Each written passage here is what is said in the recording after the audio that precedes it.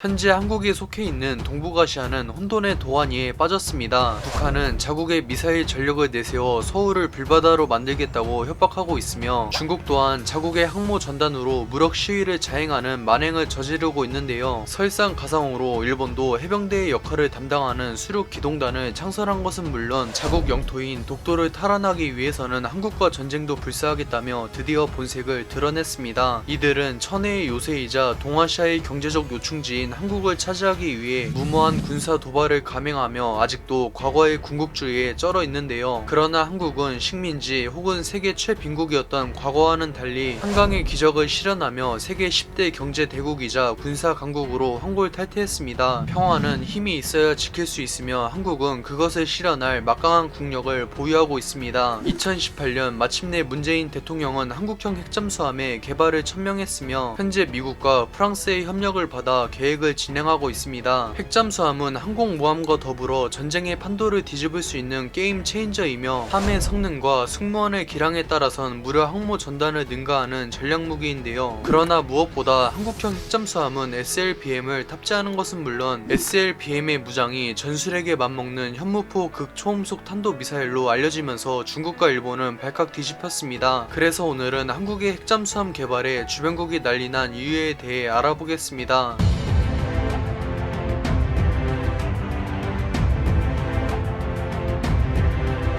현재 한국 해군의 신형 잠수함인 안창호급은 SLBM의 현무2 탄도미사일을 탑재하고 있는데 이는 핵잠수함의 SLBM에 현무포를 탑재하는 것에 앞서 노하우를 축적하는 과정이라고 볼 수 있습니다. 현무포는 개발사인 로키드 마틴에게 기술을 이전받아 무려 F-22에 버금가는 스텔스 능력을 자랑하며 놀랍게도 발사속도가 마하 10을 넘어 극초음속으로 진입했는데요. 이 정도 스펙이면 미국과 러시아조차 현존 방공 체계로는 요격은커녕 탐지도 거의 불가능합니다. 무엇보다 현무포는 4톤의 탄두 중량으로 고도 1000km의 대기권까지 상승했다가 마하 10 이상의 속도로 지상에 충돌하기 때문에 무려 전술핵에 버금가는 파괴력이 발생합니다. 이쯤 되면 현무포는 방사능 없는 친환경적인 핵미사일이나 다름없으며 40년 전 경제 지원을 대가로 체결한 미국의 핵 확산 금지 조약도 무용지물이 되었습니다. 그런데 이런 현무포를 한국형 핵잠수함의 SLBM에 탑재하는 것이 확정되면서 한국을 우습게 봤던 주변국들은 경악을 금치 못하고 있습니다. 만약 SLBM에 현무포를 탑재한다면 도쿄와 베이징을 잿더미로 만들 수 있기 때문에 중국과 일본의 목숨줄은 한국이 쥐고 있다고 해도 과언이 아닙니다. 특히 중국 해군이 자랑하는 항모 전단도 한국의 핵잠수함 앞에서는 탐스러운 먹잇감에 불과한데요. 2004년 전 세계 해군이 참여하는 림팩 훈련에서 1200톤의 소형 잠수함인 한국의 장보고급은 무려 국가급 전력에 필적하는 미 항모 전단을 전면시키는 희대의 업적을 달성하며 해군 역사에 이름을 새겼습니다. 심지어 훈련 도중 미 해군에선 어떻게든 장보고급을 잡기 위해 디젤 잠수함의 천적인 로스앤젤레스급 원전까지 투입했지만 오히려 이들만이 장보고급한테 살아남은 유일한